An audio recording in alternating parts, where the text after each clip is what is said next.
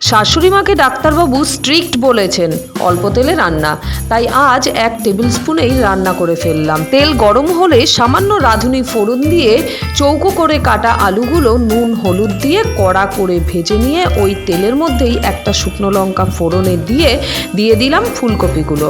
ভালো করে ভেজে নিয়ে দিয়ে দিচ্ছি কাঁচা লঙ্কা চেরা, সাথে একটা গোটা বড় টমেটো। দিয়ে দিচ্ছি 1 টিস্পুন করে জিরে ধনে গুঁড়ো। খুব ভালো করে ভাজা ভাজা হয়ে গেলে গাজরের টুকরোগুলো দিয়ে হালকা ভেজে নিয়ে দিয়ে দিচ্ছি পরিমাণ মতো গরম জল। এবার ঢেকে দেবো সবটা সুন্দরভাবে সেদ্ধ হওয়ার জন্য।